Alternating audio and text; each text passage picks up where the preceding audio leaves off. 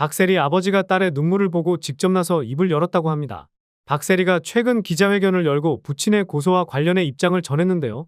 이후 부친 박준철 씨가 매체를 통해 말문을 열었다고 합니다. 부친 박준철 씨는 지난해 한 시공사로부터 전북 새만금 국제골프학교 설립 사업에 참여 제안을 받은 뒤 사업 참가 의향서를 제출하는 과정에서 박세리 재단 도장과 문서를 도용한 혐의를 받았는데요. 보도에 따르면 박준철 씨는 재단명의 도장을 도용한 것에 대해 시공사 측이 재단 의향서가 필요하다고 해 동의만 해준 것이라고 전했다고 합니다. 또한 박세리가 있어야 시공사 쪽이 대화할 때 새만금개발청이 사업을 인정해주지 않겠냐는 생각에 도장을 사용했다라고 전했다는데요. 특히 내가 아버지니까 그래도 나서서 할 수 있는 것 아닌가 생각했다고 말을 했다고 해요. 도장을 몰래 제작했다는 점에 대해서는 몰래 만든 게 아니다.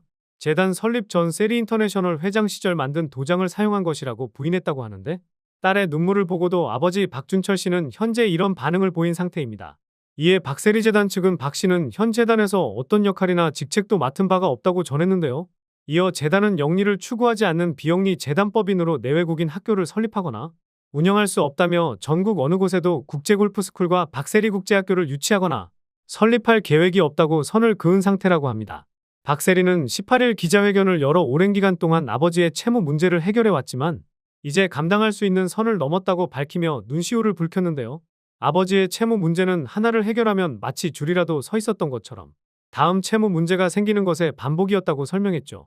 이 자리에 기자회견을 연 이유도 박세리는 더 이상 어떤 채무도 책임지지 않겠다고 말하기 위해 이 자리에 나왔다며 정확한 금액을 밝힐 수는 없지만 굉장히 오랜 시간 동안 아버지의 채무를 해결해 왔다고 고백해 주위에 안타까움을 더했습니다.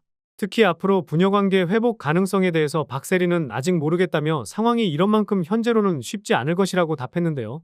박세리는 가족이기 때문에 문제가 생겨도 최선을 다해왔지만 더 이상 아버지의 타락을 지켜볼 수만은 없었을 것으로 보입니다.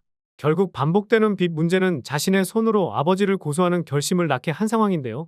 현재 박세리는 부모와의 연락을 끊고 자매들과 소통하고 있는 상황으로 전해졌는데, 박세리 아버지는 딸의 눈물을 보고 내가 아버지라 나서서 할 수 있는 게 아닌가 생각했다는 입장을 보여 박세리에게는 또 한 번의 상처가 되지 않을까 싶네요.